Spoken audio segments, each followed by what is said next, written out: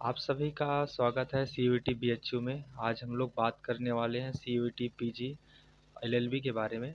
और इसमें हम लोग बात करने वाले हैं कि इसका सिलेबस क्या है और इसके सोर्सेज क्या क्या हो सकते हैं। जो सिलेबस है उनके सोर्स के बारे में हम लोग बात करेंगे। तो अब मैं थोड़ा सा अपने बारे में बता दूं। पिछले साल मैंने सीयूईटी पीजी का एग्ज़ाम दिया था, जिसमें मेरा एलएलबी फर्स्ट सेमेस्टर में मैं अभी बीएचयू का छात्र हूं। और मुझे मेरा अच्छा नंबर होने के कारण मुझे चाणक्य हॉस्टल भी मिला हुआ है। तो मैं आपको थोड़ा सा गाइड कर सकता हूँ, इस वजह से मैंने सोचा कि वीडियो मुझे बनाना चाहिए। तो सबसे पहले अगर हम लोग बात करें कि सीयूईटी पीजी जो एलएलबी का पेपर होता है, इसका सिलेबस क्या होता है। तो आपको पता है कि इसमें रीजनिंग आती है, इसमें मैथ आती है, इसमें जीके आती है। ठीक है। और इसमें कंप्यूटर के भी 10 क्वेश्चंस होते हैं।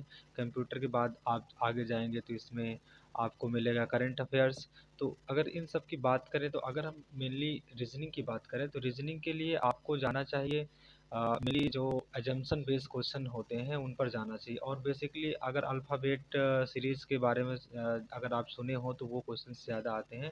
तो इसके लिए रीजनिंग के लिए आप कोई भी एक चैनल जो कि आपको जहाँ से समझ में आए वहाँ से चूज कर लीजिएगा। और इसका जो सिलेबस है उसके अकॉर्डिंग बस पढ़ना है, बहुत हाई फाई नहीं जाना है। ठीक है। तो उससे आपका काम चल जाएगा।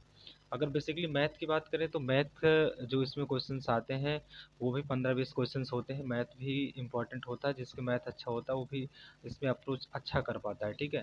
तो मैथ के लिए मैं बता दूं कि आपको जो है मैं 2-3 वीडियो, जब भी एग्ज़ाम होगा उसके 5-10 दिन पहले जो है 2-3 वीडियो लाऊंगा। अगर आप वो वीडियो को देख लेते हैं तो मैं आपसे वादा कर सकता हूँ कि आपके जो क्वेश्चंस होंगे मैं उसमें सही कर पाएंगे। ठीक है। लेकिन 3 से 4 वीडियो मैं अपने उसमें वीडियो में डालूंगा लास्ट में जो है, क्योंकि जिस टॉपिक पर बेसिकली क्वेश्चन बनते हैं मैं उसी पर फोकस करूंगा। और जो अपना पिछले साल का एनालिसिस था उसको भी मैं इसमें मेंशन करूंगा।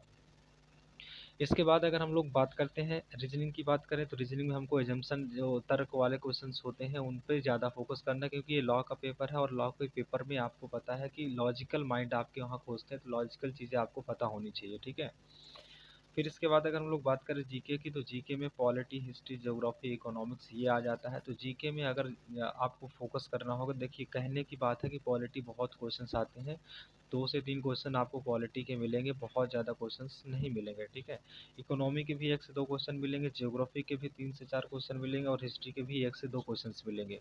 तो इसके लिए आपको क्या करना पड़ेगा, देखिए मैं एक्चुअली में एक भी दिन प्रिपेयर नहीं किया था इसकी। मैं एसएससी की तैयारी कर रहा था, तो वहीं से मेरा इसमें सिलेक्शन हो गया था। ठीक है। तो ये मेरी जियोग्राफी के नोट्स में आपको थोड़ा सा दिखाना चाहूँगा इसको। तो इस तरह से मेरी जियोग्राफी के नोट्स इसमें सारा कुछ दिया हुआ था, मैंने अपनी इससे किया था। तो अगर आपको जियोग्राफी की नोट्स चाहिए तो बता देना, मैं इसका एक पीडीएफ बना करके या बनवा करके बाहर से उसमें मैं जो है इसको लिंक इसमें शेयर कर दूँगी, यदि आप मैसेज करेंगे। If you will not do message then I will not send any content. Okay. और इसके बाद अगर हम लोग बात करें कि पॉलिटी की बात करें, तो पॉलिटी के लिए I would like to suggest this book. This is I think that this is good book.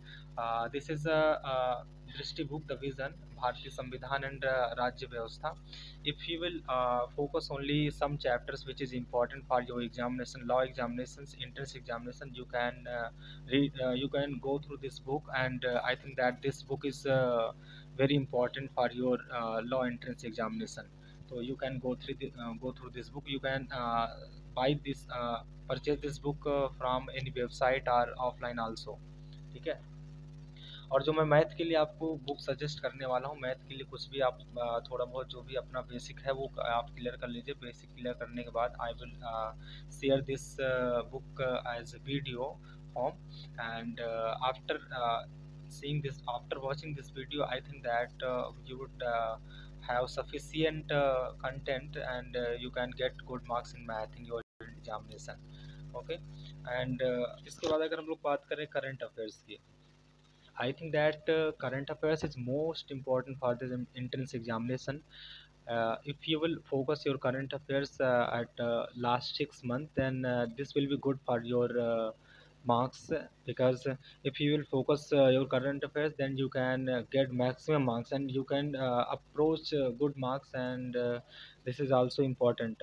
if you want to go through current affairs, then I would like to suggest you that you should go through from Utkarsh classes. I think that you had know that Gaurav sir, तो गौरव sir के videos भी आप यहाँ से देख सकते हैं। गौरव sir के वीडियो देखने के बाद आप मुझे ऐसा लगता है कि आपको 6 महीने की वीडियो देखना चाहिए, क्योंकि उनका देखिए गौरव सर का वीडियो मंथली भी आता है और डेली भी आता हुआ, ठीक है। तो I would like to suggest you that you should watch only monthly videos. Last 6 month video आपको देखना चाहिए, that is sufficient for your entrance examination, ठीक है। और उनके प्रॉपर नोट्स भी बनाते रहिए। जैसे जनवरी मंथ का पढ़ रहे हैं तो जनवरी को आप डेली 2-3 दिन में ख़त्म करिए, ठीक है, एक वीडियो को। और उसके प्रॉपर नोट्स बनाए, इसको डेली रिवीजन करिए। और तो मुझे ऐसा लगता है कि आपको कोई क्वेश्चन नहीं छूटेगा करंट अफेयर्स में, अगर वहाँ से आप पढ़ लेंगे और नोट्स भी बना लेंगे, ठीक है। अगर आप इंग्लिश मीडियम से हैं, आपको हिंदी नहीं समझ में आती, तो आप CUET अड्डा 247 के थ्रू भी जा सकते हैं, वहाँ भी करंट अफेयर्स पढ़ाया जाता है, ठीक है। और फिर अगर आप नेक्स्ट बात करें तो हिंदी और इंग्लिश का पेपर होता है। हिंदी और इंग्लिश का जो पेपर होता है इसमें ऑप्शनल होता है, आप हिंदी भी चूज कर सकते हैं या इंग्लिश चूज कर सकते हैं, ठीक है। कोई एक आपको लेना पड़ेगा। अगर आप हिंदी के थ्रू जाते हैं तो हिंदी में देखिए कुछ टॉपिक हैं जो जैसे विलोम शब्द हैं, पर्यायवाची है, ये सारी चीज़ों पे आपको ज़्यादा फोकस कर लेना चाहिए। मतलब इनको थोड़ा थोड़ा देख लेना चाहिए, बहुत ज़्यादा फोकस नहीं करना, बस देख के जाना, गो थ्रू करना है, ठीक है। तो I would like to suggest this book, and this book name Samanya Hindi, लूसेंट्स की बुक है ये, आप देख पा रहे होंगे लूसेंट की है। तो यहाँ से आप अगर जाएंगे तो इसमें बहुत इंपॉर्टेंट क्वेश्चंस दे रखे हैं, आप उनके थ्रू जा सकते हैं, उनको पढ़िएगा। और मैं तो ये एक उत्कर्ष क्लासेस के एक सर थे, बहुत अच्छी हिंदी के नोट्स बनवा के मैंने ये हिंदी अपना जो है यहीं से कंप्लीट किया था। तो ये बहुत अच्छे से पढ़ाए थे, तो मैंने हिंदी अपना ही किया था।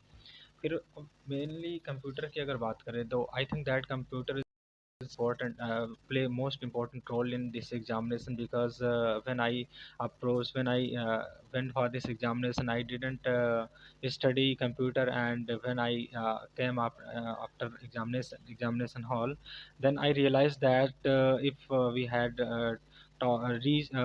read computer, then I can get good numbers. Finally I got selected in BHU, and also I get hostel। तो अगर आपको अच्छा नंबर लेना है तो आपको कंप्यूटर के थ्रू भी जाना चाहिए। कंप्यूटर बहुत इंपॉर्टेंट होता है, क्योंकि 10 क्वेश्चंस आते हैं और आपके 40 नंबर लाएंगे, ठीक है। 40 नंबर दिलवाएंगे, तो 40 नंबर के लिए आपको बहुत अच्छे से मेहनत करना है, क्योंकि बहुत कम बच्चे ऐसे होंगे जो कि कंप्यूटर पढ़ेंगे। वो बस कहते रहते हैं कि पढ़ेंगे पढ़ेंगे, लेकिन लास्ट तक में एग्जाम में हाल में ऐसे ही 5-10 मिनट वीडियो देख के चले जाते हैं। तो आपको डेली 15 मिनट कंप्यूटर पर देना है, बहुत बड़ा बर्डन नहीं है। अगर आप 15 मिनट डेली कंप्यूटर पर देंगे तो ये आपका एग्ज़ाम में अच्छा नंबर दिलवा सकता है, ठीक है। तो ये हमारा जानकारी रहा अभी तक का, जो मैंने बताया आपको। अगर आपको ज़रूरत होगी, देखिए मैथ के लिए मैं आपको जो है तभी वीडियो बनाऊंगा जब आप लोग का कम से कम 10 मैसेज मेरे में आ जाएंगे, ठीक है। और फिर धीरे धीरे हम लोग इसके बारे में बात करते रहेंगे, फिर आगे जैसे भी एग्ज़ाम दे लेंगे तो उसके बाद भी मैं बताऊंगा कि आपको क्या करना चाहिए क्या नहीं करना चाहिए। सारा अपडेट आपको इसी चैनल पर मिलेगा, और आप इस चैनल को सब्सक्राइब कर लीजिए, सारा कुछ यहाँ मिलने वाला है आपको, ठीक है। धन्यवाद, नमस्कार।